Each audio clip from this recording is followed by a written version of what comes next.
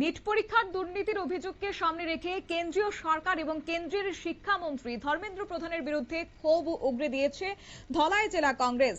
সোমবার আমবাসা ধলাই জেলা কংগ্রেস কার্যালয়ে ধলাই জেলা কংগ্রেস কমিটির উদ্যোগে এক সাংবাদিক সম্মেলনের আয়োজন করা হয়। উপস্থিত ছিলেন ধলাই জেলা কংগ্রেসের সভাপতি জেকব রুকুম, রাজ্য কংগ্রেস কমিটির সদস্য মানিক দেব সহ জেলা কমিটির অন্যান্য নেতৃত্ববৃন্দ। সাংবাদিক সম্মেলনে জেলা সভাপতি জেকব রুকুম বলেন যে নিট পরীক্ষায় লক্ষ লক্ষ ছাত্রছাত্রী অংশগ্রহণ করেছে, কিন্তু পরীক্ষার কেলেঙ্কারির জেরে আজ তাদের স্বপ্ন ভেঙে চুরমার হয়ে গেছে। শুনুন তাদের প্রতিক্রিয়া, তাদের বক্তব্য। লোক, ছেলে মেয়ে এবং পাবলিকরা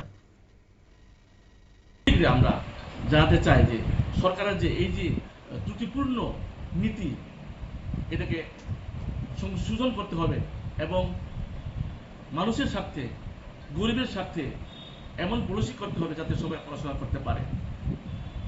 এ হলো নিট পরীক্ষার ব্যাপার। এরপরে FMCG, fast moving consumer goods, সব কিছু আমরা দেখতে পাচ্ছি কিভাবে রকেট গতিতে, ঊর্ধ্ব গতিতে সবকিছু দাম বাড়ছে। 2008-এ আমরা দেখতে পাই যে বিশ্ব মার্কেটে প্রতি ব্যারেলে $147, তখন আমরা আগরতলাতেই পেয়েছি। আমরা পেট্রোলের দাম ছিল 50 টাকা এবং ডিজেলের ছিল 40 টাকা। এখন বিশ্ব মার্কেটে 88 ধরেন 89 পার ডলার পার ব্যারেল।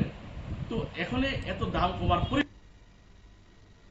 এছাড়াও এদিন কংগ্রেস নেতৃত্বরা অভিযোগ জানান যে দেশের শিক্ষা ব্যবস্থাকে স্বচ্ছ ও নির্ভরযোগ্য করতে হবে এবং সাধারণ ও দরিদ্র পরিবারের ছাত্রছাত্রীদের স্বার্থে এমন নীতি গ্রহণ করতে হবে যারা তারা নির্বিঘ্নে পড়াশোনা যেন তারা করতে পারেন এবং তাদের ভবিষ্যৎ সুরক্ষিত হয়। ধলাই জেলা কংগ্রেস দাবি করে নিট কেলেঙ্কারি পূর্ণাঙ্গ তদন্ত করে দোষীদের বিরুদ্ধে কঠোর ব্যবস্থা গ্রহণ করতে হবে এবং ছাত্রছাত্রীদের ভবিষ্যৎ নিয়ে আর কোনো ধরনের অনিশ্চয়তা তৈরি করা যাবে না বলে তারা উল্লেখ করেছেন।